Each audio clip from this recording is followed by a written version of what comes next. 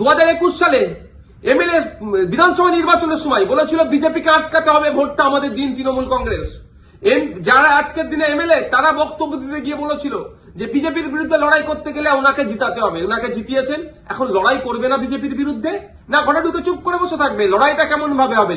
গণতান্ত্রিক প্রক্রিয়ায় মাঠে ময়দানে নেবে আন্দোলন সংগঠিত করতে হবে, আর একটা গণতান্ত্রিক প্রক্রিয়ায় আইনের সহযোগিতা নিতে হবে।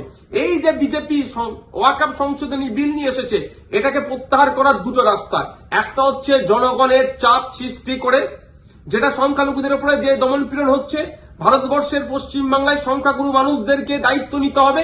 এই সংখ্যালঘুদের উপরে যে দমনপীড়ন নেমে আসছে সেটাকে প্রোটেক্ট কিভাবে করবে, অর্থাৎ মাঠে ময়দানে সংখ্যালঘু থেকে শুরু করে সংখ্যাগুরুরা মিলে আন্দোলন সংগঠিত করবে, জনপ্রতিনিধিদেরকে সামনে রেখে সাথে নিয়ে একটা দিক। আর একটা হচ্ছে সুপ্রিম কোর্টের দ্বারস্থ হয়ে আইনের মাধ্যমে এই যে নতুন আইন তৈরি করতে চলেছে, এই আইনটাকে রদ করা। এখন আমার বলার বিষয়, পশ্চিমবাংলায় 200-র অধিক তৃণমূল কংগ্রেসের বিধায়ক আছে। সেই সমস্ত বিধায়কদেরকে প্রত্যেকজন যাতে একটা করে মামলা করে তার জন্য প্রস্তুতি নিতে হবে। এদের 42 জন রাজ্যসভা লোকসভা মিলিয়ে এমপি আছে, 42 আর এই প্রায় 220টা মতো, 250-র অধিক মামলা কিন্তু তৃণমূল কংগ্রেসকে করতে হবে। তার পয়েন্ট অনুযায়ী আমি বলে দিচ্ছি, এইটা চাপ তৈরি করতে হবে। আমি নওশাদ সিদ্দিকী একা যদি আমি একাধিক মামলার দায়িত্ব নিতে পারি,